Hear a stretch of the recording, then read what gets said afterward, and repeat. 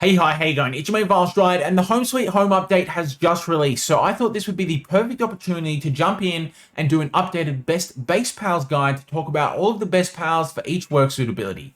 Let's check it out. Okay, so let's start with some of the basics because the conversation has evolved a lot over the last 12 months thanks to all of the updates that we've received. But the first thing we need to try and do is answer the question, what makes a pal good? Because despite what you might have heard elsewhere or read online, there isn't a single metric that can properly define this because different players are going to value different things. Some people are just going to want pure productivity and production outputs. Others are going to value the PAL size or how early you can access it. Others still are going to value the role overlap, and even with the role overlap, that's going to be subjective and depend on your particular base setup and all of its different production needs. But in this video, I'm going to at least try and give consideration to all of these factors when I give my recommendations. But if you do want to skip over the basics and just jump straight into the list, you'll find the timestamps down below. And remember, if you enjoy the content and you find it helpful, like, comment, and subscribe. It really helps support the channel a lot. And we're super close to that 10,000 subscriber goal. So let's see if we can make that happen. So let's start with productivity, which is tied to your pal's work suitability level. And having a higher level is going to greatly increase the production outputs of your pals. So for example, you can see here that for each level of work suitability that your Kindling pal has, its effectiveness is tripled, or for each level of transporting, your pal's carry capacity is doubled. But in addition to that, we also need to consider the various tasks that we need done around the base and ensure that we have the right balance of pals working on them. And for that, we need to think about work suitability overlap and role redundancy. But like I said before, there's no one right answer to this because each base is going to be different and have different production needs. So for example, in my 50 pal mega base, one of the most demanding roles is watering because that base has 30 skill fruit trees, more than 20 farms, and a whole bunch of mills that are constantly churning out wheat. And therefore my pal setup is heavily skewed in favor of pals that either fulfill watering as their primary role or can support it in their downtime as a secondary role. But in order to best evaluate the role overlap, we also need to make sure that we understand the work suitability priority order, which you can see on screen now. And the main thing you need to know about this list is that the lower the number, the higher the work priority. And this one's really important to account for because if we don't, then our pals might never end up working on the jobs that we want them to. So for example, if we have a pal that can do both mining and cooling, like Bastigor can, then it will never end up doing any cooling at all unless we turn cooling off in the monitoring stand because mining has a higher priority. So this means that the best way to create efficient overlap is to find pals with a high priority work suitability that you need in abundance, but that is only part-time, and then also have a lower priority work suitability that is full-time, which they can fall back on instead of idling.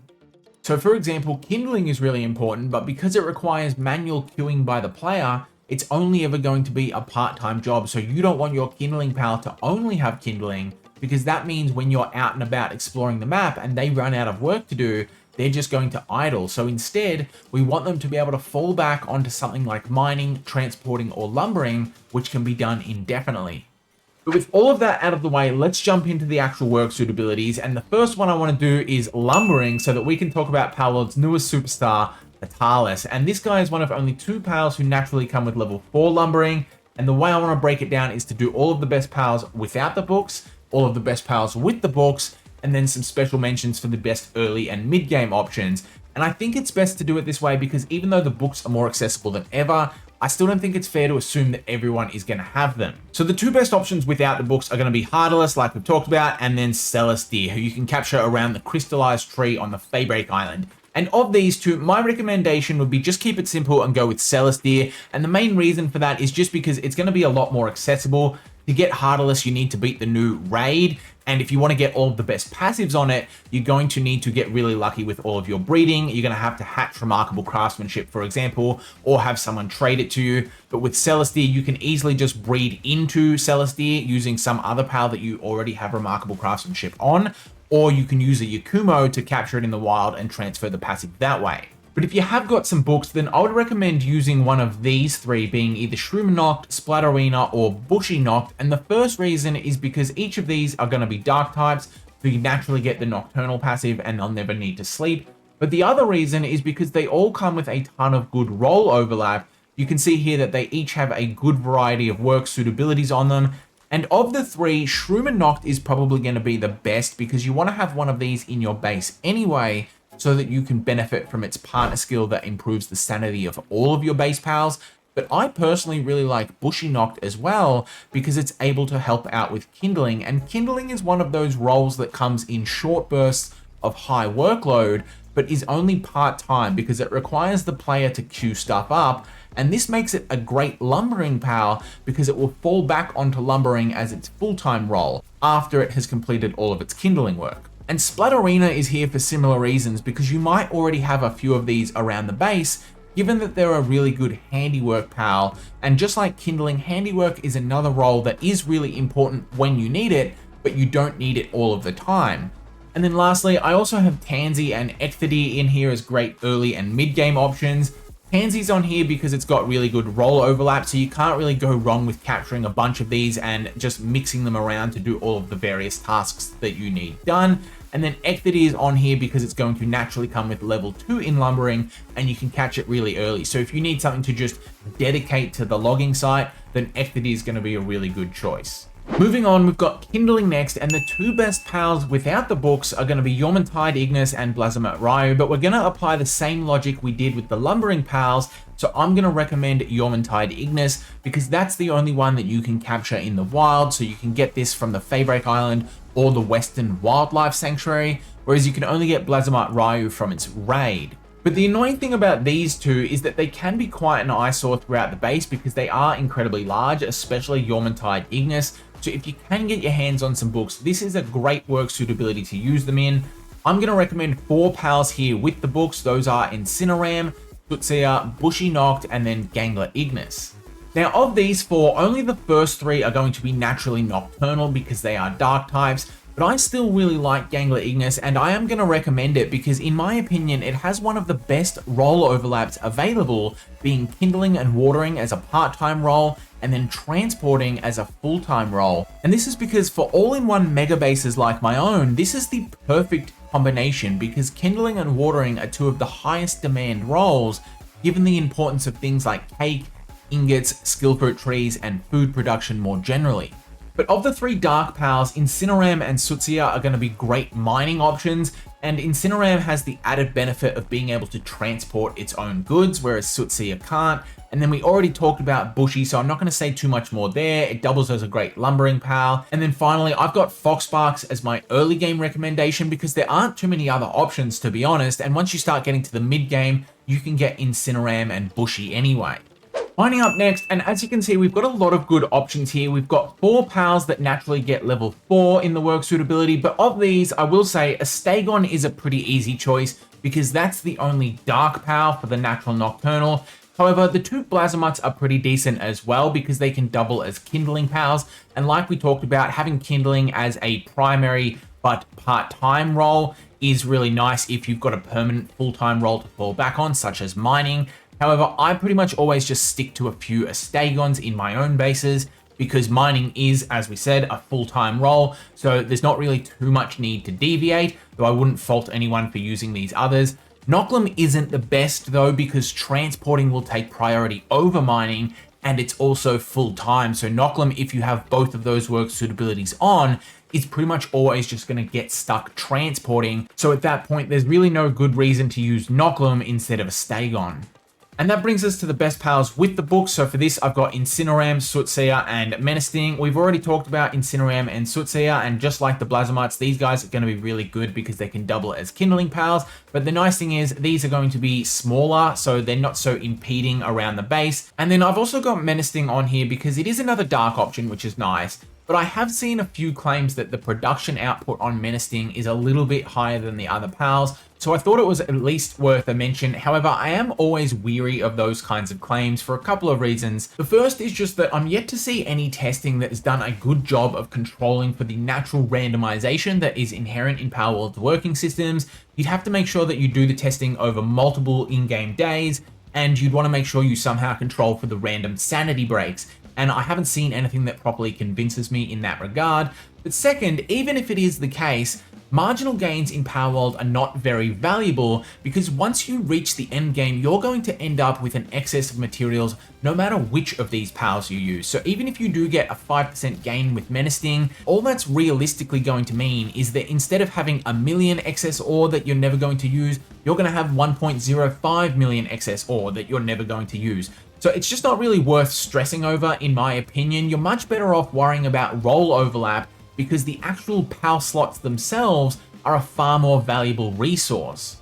And then lastly, I've got Tombat and Digtoise on here as my early and mid game options. Tombat's really nice. You can get this in the starting area as long as you wait until nighttime, and it's got natural level 2 in mining, and it is a dark type, so that's pretty cool. And then Digtoise you can get around level 19 or 20 on the Anubis Beach.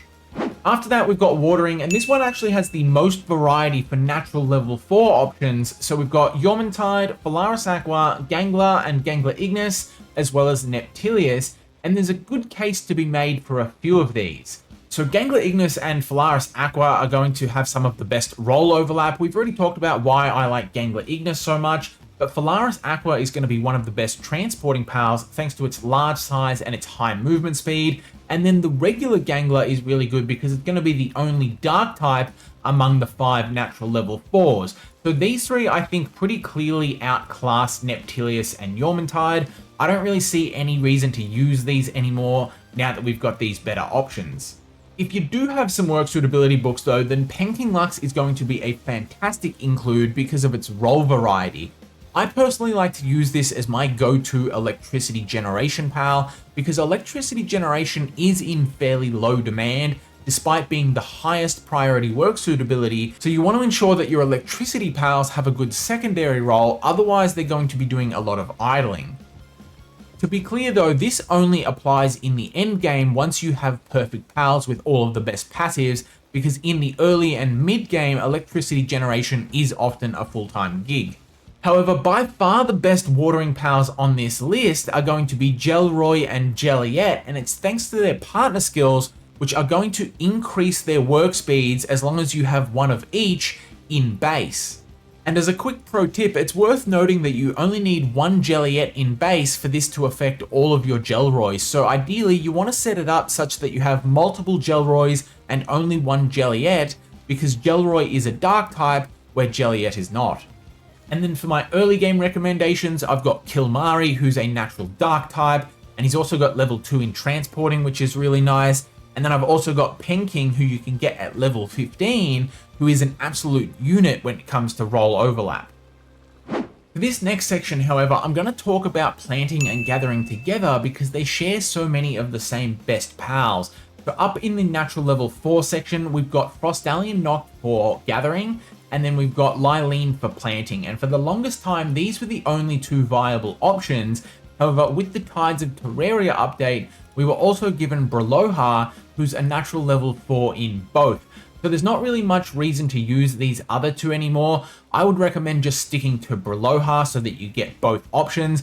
And you want Braloha in base anyway if you're doing any sort of breeding throughout the base, because its ability is going to increase the speed at which your pals produce eggs. However, these are also the 2 categories that are going to benefit the most from having the work suitability books, because all 3 of these pals here, being Shroomer, Cornelia, and Lulu, have fantastic partner skills, so you really want to try and get these in your base if you can. Shroomer we've already mentioned, but to reiterate, this is going to improve the sanity for all of your pals within base, but Cornelia's partner skill, Prayer for the Abundant Harvest, is going to increase the yield you receive from each of your crops by up to 35%. And Lulu's partner skill, Floral Boost, is going to increase their growth rate by up to 50%. And Lulu is especially good for increasing the speed at which your skill fruit trees grow, because they can otherwise take an incredibly long time. And then finally, Tansy is going to be my early game recommendation because he's a really good all-rounder, and Verdash is going to be my mid-game pick, and I especially like this one because Verdash has a really good movement speed, so he's just going to run all over the base, and he can help out with some handiwork and transporting as well. Next on the list is going to be electricity generation, and for the non-workbook options, we've got Azamane and Orsurk, and out of these 2, I would say that Orsurk is pretty much strictly the better option because of its other work suitabilities. Handiwork and transporting are much better secondary work suitabilities than gathering is. But if you have got the books, then I would suggest Penking Lux, Hellzephyr Lux, or Dazzy Noct. Now, we've already talked about why I like Penking Lux a lot because of its overlap with watering, but these two are going to be dark options. So if you value the ability for your pals to work at night, then these are going to be the ones you want to go with. And out of these two, I would suggest Dazzy Noct, again, just because it has better secondary roles. We really like having access to the handiwork, medicine production, and transporting here, whereas Hellzephyr Lux only has the transporting. I think for most people, Dazzy Noct is probably going to be the best option. Dazzy Noct is also really small, so it doesn't take up much room around the base. And then finally, for the early game pals, I'm going to suggest Spark It here. The only other decent early game option, at least very early game, is Jolthog. But Spark It's just going to be better than Jolthog because it's got a couple of extra work suitabilities in handiwork and transporting. But we've got just 4 more to go, so the next one's going to be cooling. But I do need to preface this one by saying that I think that cooling is highly overrated and arguably the least important work suitability out of all of them. And the reason for that is that you do not want to dedicate an entire base slot to having a cooling pal keep your food cold. And the reason for this is because if you're worried about losing food to the rot mechanic, then you're simply just better off adding another food production pal into your base instead, because you can produce food at a faster rate than it decays. So for example, ask yourself the question, would you rather dedicate a slot to a cooling pal who might prevent 50 food items from spoiling per hour, just as a hypothetical number, or would you rather have another food production pal who results in generating an extra 200 food per hour? And then as for the cold crushers, these don't really get enough use either, at least not enough to justify a full-time slot. And that's why we're going to value role overlap in this category very highly. But the biggest problem with cooling is that it has the lowest work priority among all of the others on the list. So to actually get any use out of the role overlap, you have to constantly turn it on and off again in the monitoring stand. And this is something that I'm personally hoping they can change with a future balance update, because I think it would be much better if it was higher on the priority list so that pals could reliably do it only when it comes up and then fall back onto their full-time roles.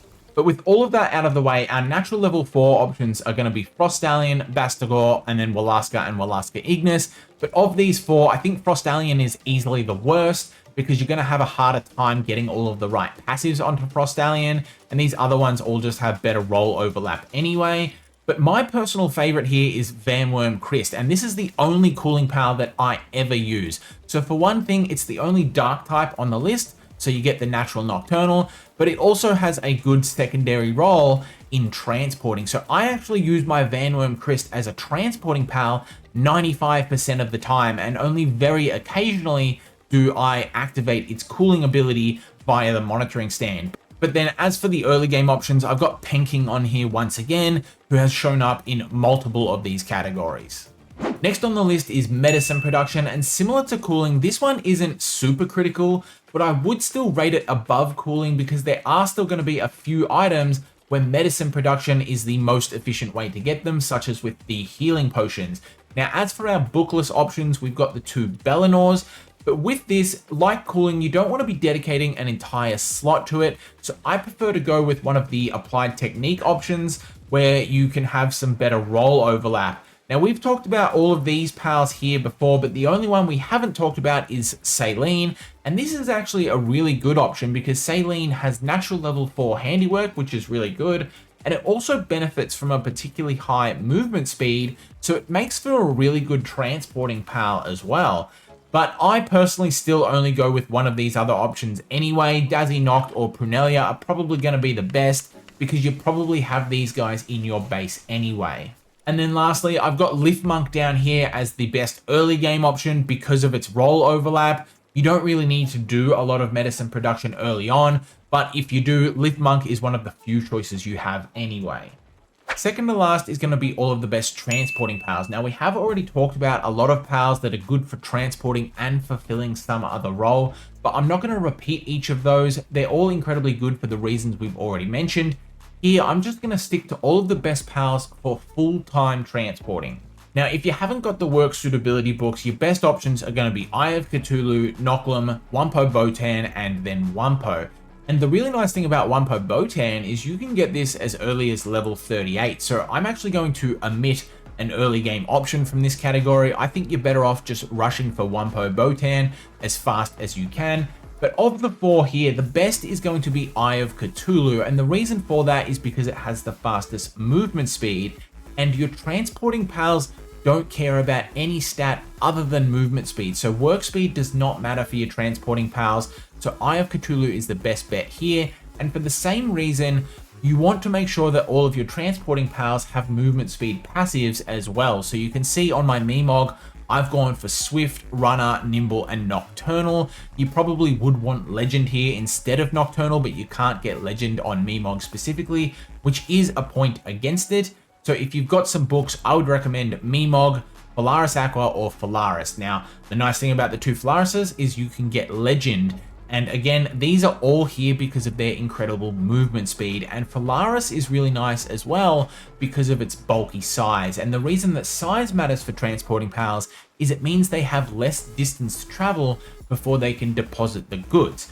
However, I've also found that it highly depends on the structure of your base. So for example, I have a multi-level skyscraper mega base, and I found that Memog vastly outperformed Polaris in that base because the bulky size of Polaris meant it had a lot of pathing issues and it didn't really get around nearly as quickly as Memog did.